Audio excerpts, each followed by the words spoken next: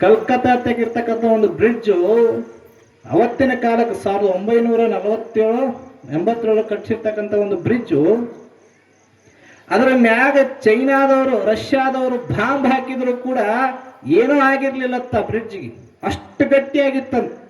ದಿನನಿತ್ಯವೂ ಕೂಡ ಸಾವಿರಾರು ಗಾಡಿಗಳು ಓಡಾಡಿದ್ರು ಕೂಡ ಅಳ್ಳಾಡಿರ್ಲಿಲ್ಲತ್ತ ಬ್ರಿಡ್ಜ್. ಒಂದು ನಟ್ಟು ಸುತ್ತೇಕ ಬ್ರಿಡ್ಜಿಂದ ಬಿಚ್ಚಿ ಸೈಂಟಿಫಿಕ್ ಆಗಿ ಹೇಳಿದ್ರಂತ ಸೈಂಟಿಸ್ಟ್ಗಳು, ಈ ಬ್ರಿಡ್ಜ್ ಮ್ಯಾಗ ಎಷ್ಟು ಬಾಂಬ್ ಹಾಕಿದ್ರು ಎಷ್ಟು ಗಾಡಿ ಓಡಾಡಿದ್ರು ಕೂಡ ಏನೂ ಆಗಂಗಿಲ್ಲ ಅಂತ ಸೈಂಟಿಸ್ಟ್ ಹೇಳಿದ್ರಂತ. ಸ್ವಲ್ಪ ದಿವಸ ಆದ ಮ್ಯಾಗ ಸೈಂಟಿಸ್ಟ್ಗಳು ಮತ್ತೆ ಹೋಗಿ ಆ ಬ್ರಿಡ್ಜ್ ಚೆಕ್ ಮಾಡಿದ್ರಂತ. ಬ್ರಿಡ್ಜ್ ಒಂದು ಇಟ್ಟಿಟ ಸ್ವರ್ಗಾಕತ್ತದ ಕರ್ಗಾಕತ್ತದ ಅಂದ್ರತ್ತ. ಯಾಕ ಅಂತ ಕೇಳಿದಾಗ ಅವಾಗ ಅವ್ರು ಹೇಳ್ತಾರಂತ, ಇದ್ರ ಮ್ಯಾಗ ಓಡಾಡ್ತಕ್ಕಂತಹ ಜನ ಗುಟ್ಕಾ ಪಾನ್ ಪರಾಗ ತಿಂದು ಉಗುಳಿ ಆ ಬ್ರಿಡ್ಜ್ ಸವೆಯಾಕತ್ತದ. ಹಿಂಗ ಬಿಟ್ರೆ ಈ ಬ್ರಿಡ್ಜ್ ಬಹಳ ದಿವಸ ಉಳಿಯಂಗಿಲ್ಲ, ಇದೊಂದು ದಿವಸ ಮುರ್ಕೊಂಡು ಬೀಳ್ತದ ಅಂತ ಹೇಳಿ ಸೈಂಟಿಸ್ಟ್ಗಳು ಆ ರಾಜ್ಯದಲ್ಲಿ ಇರ್ತಕ್ಕಂತಹ ಅವ್ರಿಗೆ ಹೇಳಿದ್ರಂತ ಅಧಿಕಾರಿಗಳಿಗೆ. ಅವಾಗ ಅಧಿಕಾರಿಗಳು ಏನ್ ಮಾಡಿದ್ರಂತ ಗೊತ್ತೇನ್ರಿ, ಆ ಬ್ರಿಡ್ಜ್ಗೆ ತಗಡಿನ ಕವರ್ ಲೇಪನ ಮಾಡಿದ್ರಂತ. ಇವ್ದು ಉಗುಳಿದ್ದು ಅದಕ್ಕೆ ಹತ್ತಬಾರದು.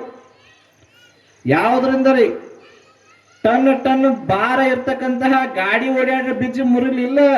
5 ರೂಪಾಯಿ ಚಟದ ಚೀಟದ ಅಲ್ಲ ಗುಟಕ ಅಂತಕ್ಕಂಥ ಇಷ್ಟ ಪ್ಯಾಕೆಟ್ ಅದನ್ನ ಬಾಯಾಗ ಹಾಕೊಂಡು ಉಗುಳಿ ತಿಂದು ಉಗುಳಿದ್ರಲ್ಲ, ಆ ಉಗುಳು ಅದ್ರ ಮ್ಯಾಗ ಬಿದ್ದದಕ್ಕೆ ಬ್ರಿಡ್ಜ್ ಮುರಿದ ಕರಗಾಕತ್ತದ ಬೀಳಾಕತ್ತದ ಅಂತ ಅಂದಾಗ ನೀವು ವಿಚಾರ ಮಾಡ್ರಿ, ಇಷ್ಟ ಚೀಟ್ ಐತಿ ಅದನ್ನ ತಿಂದ್ರ ನೀವ್ ಹೆಂಗ ಉಳಿತೀರಿ? ಆ ಕಬ್ಬಣ ಅಂತಕ್ಕಂಥದ ಕರಗಾಕತ್ತದ, ಕಬ್ಬಣ ಅಂತಕ್ಕಂಥ ಸರಿಯಾಕತ್ತದ ಅಂದಾಗ ಈ ಮಾನವ ಶರೀರ ಅಂತಕ್ಕಂಥ ತೊಟ್ಕೊಂಡು ನಾವು ಬಂದೀವಿ. ಅದ್ರೊಳಗೆ ಏನೈತಿ ಏನಿಲ್ಲ ಅರಿಯದ ತಿಂದಿವಿ ಅಂದ್ರೆ ಈ ಶರೀರ ಅಂತಕ್ಕಂಥದ್ದು ಹೆಂಗ ಉಳಿಲಿಕ್ಕೆ ಸಾಧ್ಯ ಆಗ್ತದೆ?